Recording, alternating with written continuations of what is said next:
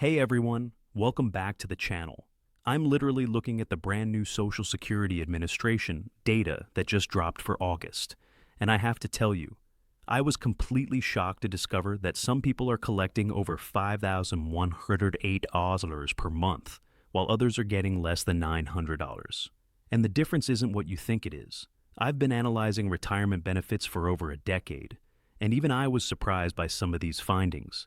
If you've been wondering whether you're on track to maximize your Social Security benefits, or if you're already collecting and want to know if you're getting what you deserve, you absolutely need to stay until the end of this video. Because what I'm about to show you could literally mean the difference between struggling in retirement and living comfortably. We're talking about potentially leaving hundreds of thousands of dollars on the table over your lifetime. Before we dive into who's getting what, let me quickly break down how Social Security actually calculates your monthly payment, because this is where most people get completely confused, and frankly, where a lot of financial advisors get it wrong too. Your Social Security benefit is based on something called your average indexed monthly earnings, or AIME. This takes your highest 35 years of earnings, adjusts them for inflation, and creates an average. Then they apply what's called a bend point formula to determine your primary insurance amount, or PIA. But here's the crucial part that most people don't understand. Your PIA is what you get if you claim at your full retirement age, which is between 66 and 67, depending on when you were born. Claim earlier, and you get permanently reduced benefits. Wait until later, and you can get significantly more. We're talking about delayed retirement credits that add 8% per year until age 70. The maximum possible Social Security benefit for someone retiring at full retirement age in 2024 is $3,020 per month. But, and this is huge, if you delay claiming until age 70, that maximum jumps to $4,073. And in some very specific cases, particularly for people who delayed claiming and are receiving recent cost of living adjustments, we're seeing monthly payments over $5,100. Now here's what most people don't realize. To get anywhere near these maximum amounts, you need to have earned at or above the Social Security wage base for at least 35 years. In 2024, that wage base is $166,600. Anything you earn above that doesn't count toward your Social Security benefits calculation.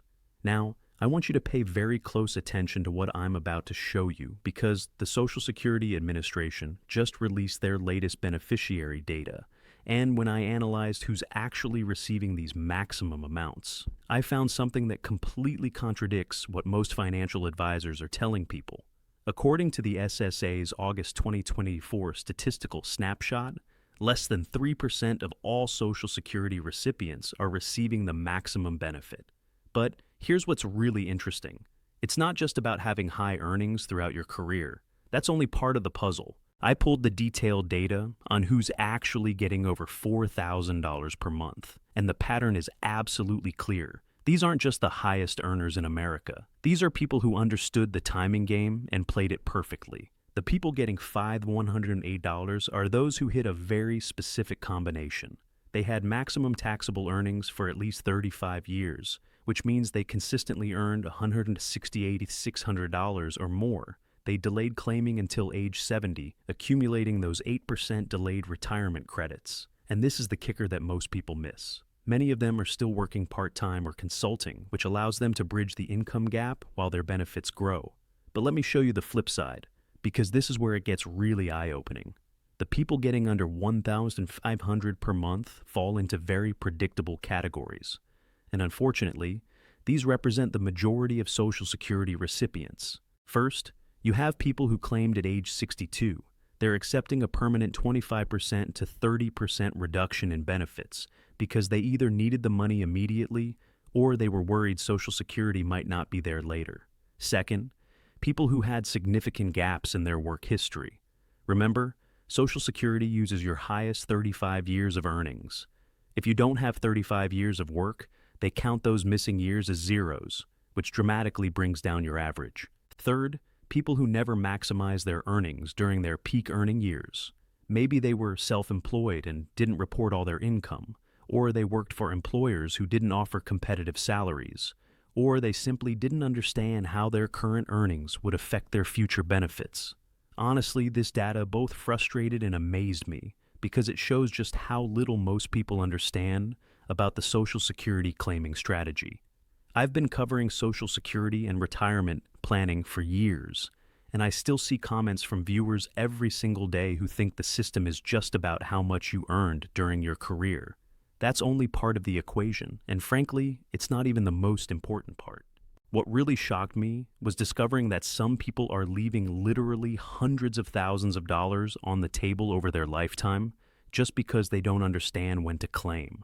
We're talking about the difference between getting $1,400 a month versus $4,800 a month. That's a $40,800 difference per year. Over a 20-year retirement, that's more than $800,000 in additional benefits. And here's what makes me really upset. The Social Security Administration doesn't exactly make this easy to understand. Their website has all this information, but it's buried in technical language that makes most people's eyes glaze over. They'll give you your estimated benefit at full retirement age, but they don't clearly explain how much more you could get by waiting, or how much less you'll get by claiming early. I also discovered something that really bothered me when I was going through this data.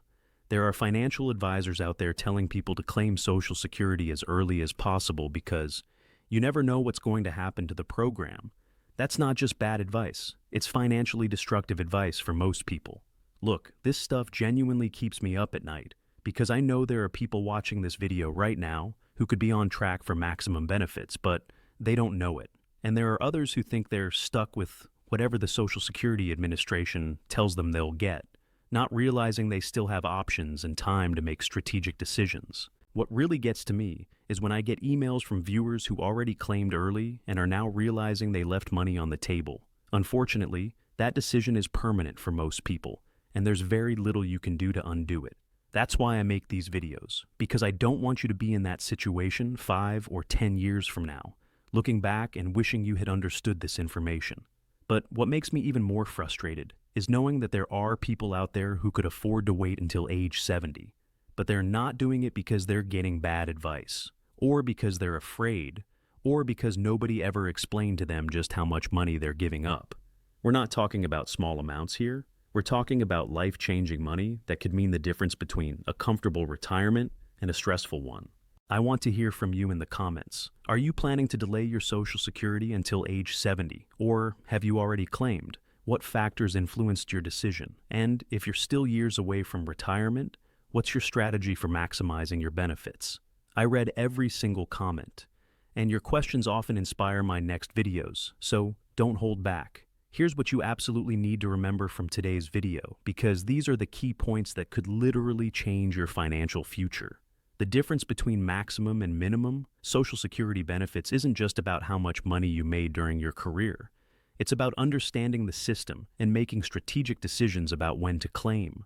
The people getting $5,108 per month didn't just get lucky, and they weren't all Fortune 500 executives. They maximized their earnings during their working years up to the Social Security wage base. They understood that delaying until age 70 could increase their benefits by up to 132% compared to claiming at 62. And most importantly, they had a realistic plan to bridge the income gap during those extra years of waiting. If you're still working and you're under 50, focus on maximizing your earnings up to that $168,600 wage base every single year if possible. Every year you earn less than that, maximum is a year that's potentially bringing down your future benefit calculation. If you're in your 50s or early 60s, this is when you need to start running the numbers on different claiming strategies. Don't just accept the first number the Social Security Administration gives you. Consider working a few extra years if you can, especially if your recent earnings are higher than your earlier career earnings. And if you're already retired but haven't claimed Social Security yet, seriously consider whether you can afford to wait, because every month you delay until age 70 is essentially an 8% annual return on investment, guaranteed by the federal government. You're not going to find that kind of return anywhere else with zero risk. This isn't just about money, it's about security and peace of mind in your retirement years. The decisions you make about Social Security will affect you for the rest of your life, and unfortunately, most of these decisions can't be undone once you make them. If this video helped you understand Social Security better, and opened your eyes to some strategies you hadn't considered before, please hit that like button. It really helps the algorithm show this content to people who need to see it. And if you're not subscribed yet, make sure to hit that subscribe button and ring the notification bell, because I'm constantly analyzing the latest Social Security updates, policy changes, and retirement planning strategies that could affect your benefits. In the comments, let me know what specific Social Security topics you want me to cover next. Should I do a deep dive on spousal benefits and when it makes sense to claim on your spouse's record instead of your own? Or maybe break down the earnings test for people who want to work while collecting Social Security? I'm also thinking about doing a video on Social Security strategies for divorced individuals, because that's a topic that comes up constantly in my comments.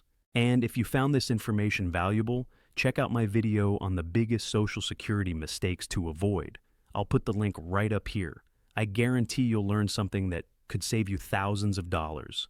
Until next time, take care of your future self. And remember, the decisions you make today about Social Security will impact you for decades to come.